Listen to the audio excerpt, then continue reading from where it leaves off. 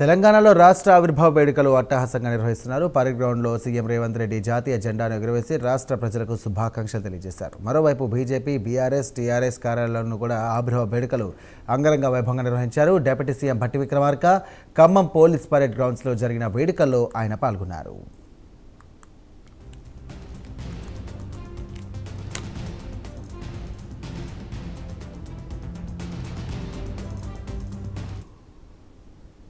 के इर्द गिर्द आकार देता है।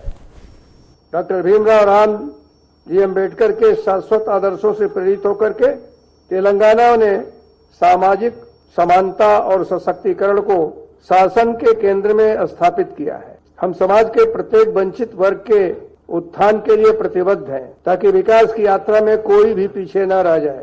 हमारी राजधानी हैदराबाद इस समन्वय का सजीव प्रतीक है। परंपरा और आधुनिकता का प्राचीन ज्ञान और आधुनिक नवाचार इसमें निहित है। इसी नाते मैं इसको स्वयं लग भारत के रूप में कहता हूँ। प्रत्येक भाषा, प्रत्येक धर्म के लोग सौहार्दपूर्ण ढंग से यहाँ रहते हैं। वसुधैव कुटुंबकम अर्थात संपूर्ण विश्व एक परिवार है। यह वेदों की निहित एक वाक्य ही नहीं है, बल्कि हम सभी लोगों के आपसी भाईचारे का संदेश है। केवल एक महान आदर्श नहीं, बल्कि तेलंगाना में जी जाने वाली वास्तविकता है। మిత్రులారా, పేదల కళ సొంత ఇల్లు. ఆ సొంత ఇల్లు కళ నెరవేరితే పేదల కళ్ళల్లో ఉండే ఆనందాన్ని మనం ఆస్వాదించవలసిందే, కానీ మాటల్లో చెప్పలేం. అందుకే నేను గ్రామీణ ప్రాంతం నుంచి వచ్చాను. పేదల మధ్య పెరిగాను. వారి జీవన స్థితిగతులు నేను చూశాను బాల్యం నుండి. సొంతిల్లు అన్నది వారి జీవిత కాలపు కళ. అది వారి ఆత్మ గౌరవం. కిరాయి ఇళ్లలో ఉండి ఇంట్లో ఎవరైనా చనిపోతే ఇంటి యజమాని ఒప్పుకోకపోవడంతో భౌతిక కాయాన్ని ఆఖరి చూపు కోసము ఇంటికి కూడా తీసుకురాలేని వాళ్ళ పరిస్థితి, బాధ వర్ణాతీతం. ఆ దుస్థితి నుంచి వాళ్ళని బయటకు తేవాలన్న సంకల్పంతో ఇందిరమ్మ ఇళ్లకు శ్రీకారం చుట్టాం. ఇది నా ఇల్లు అని పేదవాడు ధైర్యంగా ఆత్మగౌరవంగా బతికే పరిస్థితి రాష్ట్రంలో తీసుకువస్తున్నాం.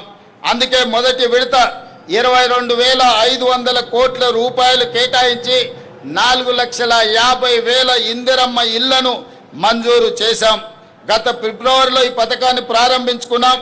కేవలం 13 నెలల కాలంలోనే రాష్ట్రంలో 1,20,000 ఇండ్లను పూర్తి చేసుకొని నిన్ననే ఆదిలాబాద్ జిల్లా నుంచి రాష్ట్రం నలుమూలల ప్రారంభోత్సవం చేసుకున్నాం. అనుకున్న తెలంగాణ రాష్ట్రాన్ని సాధించుకున్నామా, అనుకున్న ఆశయాలను నెరవేర్చుకున్నామా, అనుకున్న లక్ష్యాన్ని మనం చేరుకున్నామా అని చెప్పి ఇవాళ ఆలోచించుకోవాల్సిన పరిస్థితి ఇవాళ తెలంగాణ రాష్ట్ర ప్రజలది. తెలంగాణ రాష్ట్రం ఏర్పడక ముందు తెలంగాణ రాష్ట్ర పరిస్థితి ఏంది, తెలంగాణ రాష్ట్రం ఏర్పడ్డ తర్వాత ఏమైనా పరిస్థితులు మారనాయా అని చెప్పి ఒకసారి ఆలోచించాల్సిన విషయం ఆసనమైంది. సమైక్య రాష్ట్రంలో తెలంగాణ రాష్ట్ర ఆర్థిక పరిస్థితి ఏందో తెలుసు. తెలంగాణ రాష్ట్రం ఏర్పడ్డ తర్వాత మన ఆర్థిక పరిస్థితి ఏ విధంగా దిగజారిందో ఒక్కసారి ఆలోచించాల్సిన అవసరం ఉంది. మొన్నటిదాకా 10 సంవత్సరాలు బీఆర్ఎస్ పార్టీ పాలన, 2.5 సంవత్సరాలు కాంగ్రెస్ పార్టీ పాలన. బీఆర్ఎస్ పార్టీ పాలనలో పేన మీద ఉన్నట్టు ప్రజలు భావించారు. కసితోని ఓట్లేసి కాంగ్రెస్ పార్టీని గెలిపిస్తే ఇవాళ ప్రజలందరూ పొయ్యిలో పడ్డట్టు భావిస్తున్నారు. వాళ్ళు ఏదో కడుపు తీసుకుంటే కాళ్ళ మీద పడ్డట్టు ఇవాళ తెలంగాణ రాష్ట్ర ప్రజల పరిస్థితి ఇవాళ కుక్కర్ చెప్పిన విస్తరగా మారిన విషయం వాస్తవం. ఇవాళ 10 సంవత్సరాలు తెలంగాణ రాష్ట్రాన్ని సాధించుకున్న తర్వాత 10 సంవత్సరాలు బీఆర్ఎస్ పార్టీ ఈ రాష్ట్రాన్ని పాలించింది. కేవలం ఒక కుటుంబము ఆదాయం పెరిగింది తప్ప ఏదో చీమలు పెట్టిన పుట్టలో పాము జొరినట్టు కేసీఆర్ కుటుంబం ఇలా తెలంగాణలో జొర్రి ఉద్యమకారుల రూపంలో ఇలా తెలంగాణలో జొర్రి ఇవాళ తెలంగాణ రాష్ట్రాన్ని ఏ విధంగా దోసుకున్నారు, ఏ విధంగా లక్షల కోట్ల ఆస్తులు సంపాదించుకున్నారో ఇవాళ తెలంగాణ రాష్ట్ర సమాజం ఆలోచించాల్సిన అవసరం ఉంది.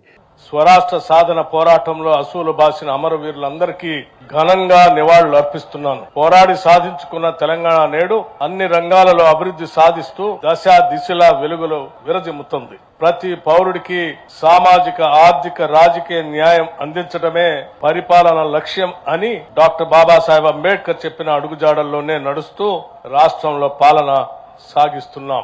ప్రస్తుతం $200 బిలియన్ ఉన్న ఆర్థిక వ్యవస్థను 2034 నాటికి $1 ట్రిలియన్ వ్యవస్థగా, 2047 నాటికి $3 ట్రిలియన్ వ్యవస్థగా తీర్చిదిద్దే ఒక మహత్తర లక్ష్యాన్ని నిర్దేశించుకున్నాము. ప్రణాళికాబద్ధంగా అభివృద్ధి సాధించడానికి, ఆ అభివృద్ధికి ప్రజలను వారసులను చేస్తూ ముందుకు సాగటానికి అంతర్జాతీయ స్థాయిలో ఎక్కడా లేని విధంగా ఆర్థిక వ్యవస్థను క్యూర్, ప్యూర్, రేర్ అనే 3 విభాగాలుగా విభజించి ప్రణాళికాబద్ధమైన వృద్ధికి శ్రీకారం చుట్టాం.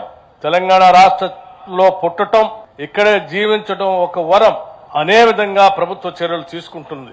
ఒక కుటుంబంలో ఆదాయం తెచ్చే వ్యక్తి దురదృష్టవశాత్తు అకస్మాత్తుగా దూరమైతే ఆ కుటుంబం పడే మానసిక వేదన ఒకటైతే వాళ్ళు ఎదుర్కొనే ఆర్థిక విపత్తు మరొకటి. మేము ఇప్పుడు కాదు 2014 నుండి ప్రయత్నం చేస్తూ వచ్చినాం. ఆనాటి ప్రభుత్వం పట్టించుకోలేదు. 2017లో ప్రత్యేకించి మున్సిపల్ శాఖకు ఉత్తర ప్రత్యుత్తరాలు జరిపి మరి ఈ ప్లేస్ను, ఈ ప్లాన్ను అన్నిటినీ కూడా ఇవ్వడం జరిగింది.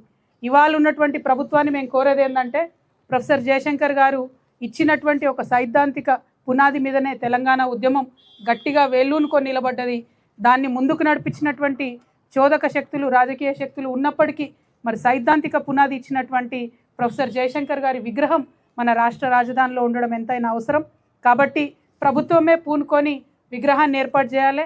ఎన్నో వందల సందర్భాల్లో కవులతో, కళాకారులతో 100 గంటలు గడిపి వారితో, ఎందుకంటే ఒక పాట 1000 మాటలతో సమానం కాబట్టి వారి నుండి ప్రేరణ పొంది ప్రజల్లో ఉత్సాహాన్ని నింపడానికి తాను చేసిన ఎన్నో పాత్రల్లో అదొక పాత్ర.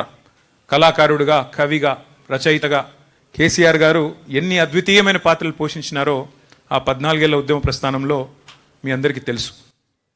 అయితే ఇందాక దేశపతి గారు మాట్లాడుతుంటే ఆయన అన్నారు పుష్కర తెలంగాణ అని. మరి పుష్కర తెలంగాణ ఇవాళ ముష్కరుల పాలైంది. పుష్కర తెలంగాణ దురదృష్టవశాత్తు ముష్కరుల పాలయ్యింది. ఆ రోజు పుష్కలంగా ఉన్న తెలంగాణ ఈరోజు నిష్ఫల తెలంగాణగా మారిపోయే పరిస్థితి వచ్చిందని చెప్పి సోదరుడు, కవి, గాయకులు దేశపతి గారు చెప్తా ఉంటే బాధ అనిపిస్తూ ఉంది.